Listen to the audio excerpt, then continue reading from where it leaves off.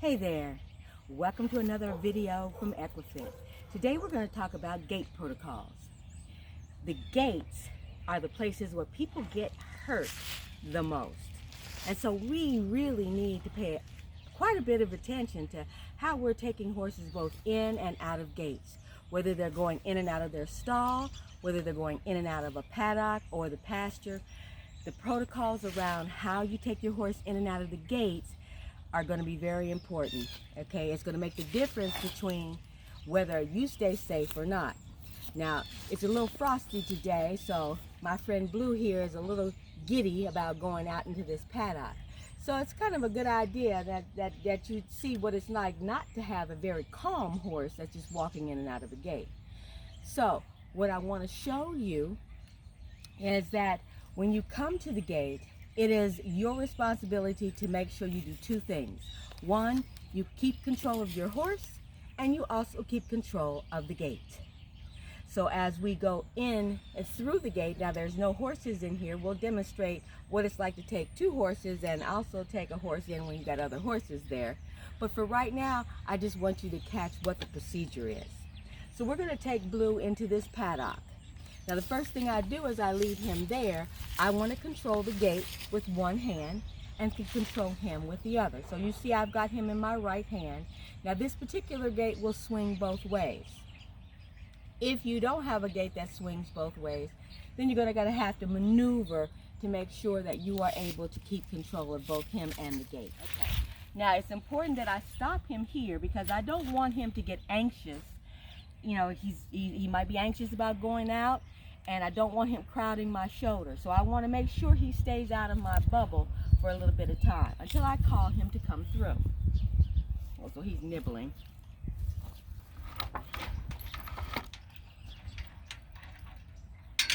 So I'm going to take control of the gate now with my left hand.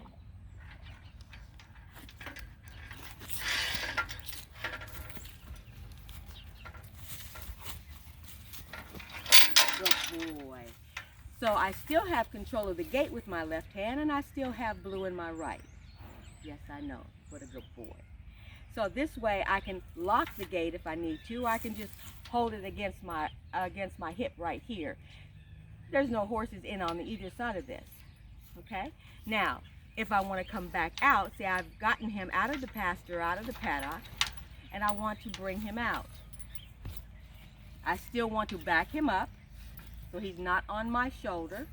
I'm going to control this gate with my left hand. Good boy.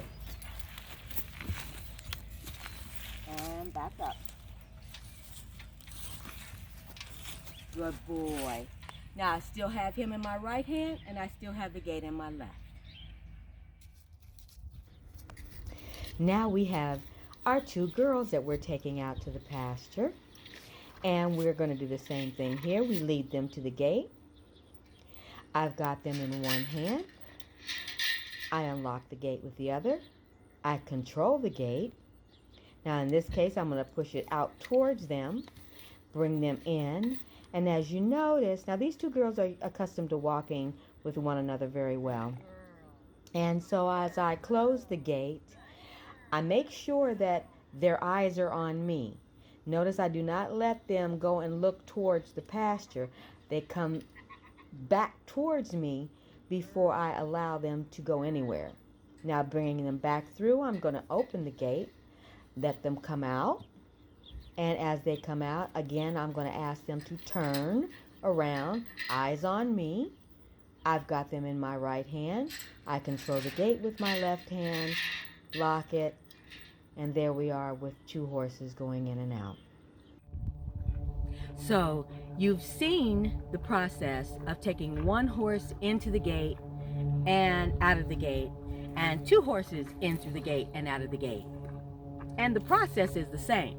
Now we're going to show you that it's going to be the same process if you have horses inside the pasture or the paddock.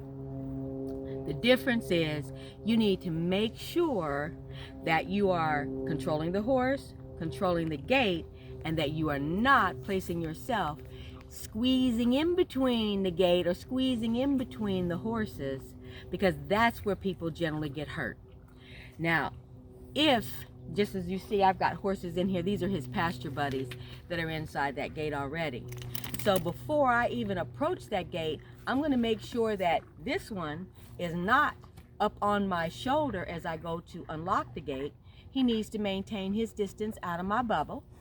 And then the horses that are inside the gate, I need them to clear and give me enough space so that before they want to come up and greet this horse that is coming in, I am able to let him go and clear myself out of the gate.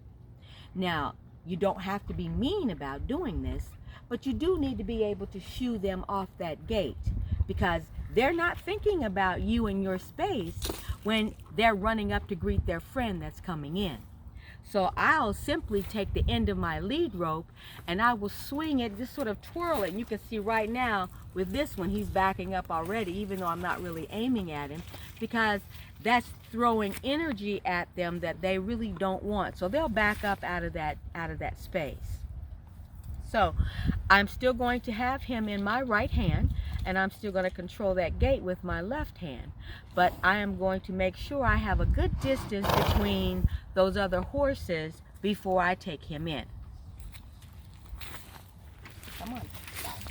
Okay, you stand right there. Good boy.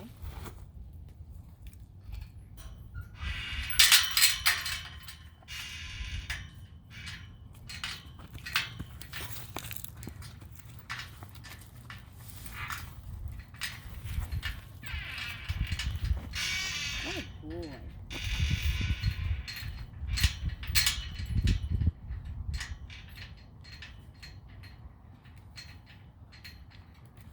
Good. All right.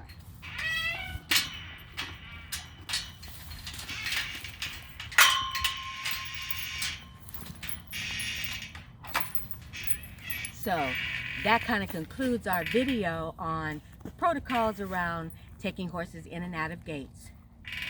Be sure to check our other videos on leading to make sure that you've got proper leading skills with your horse as well. But above all, be safe.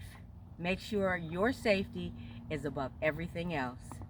See you in the next video.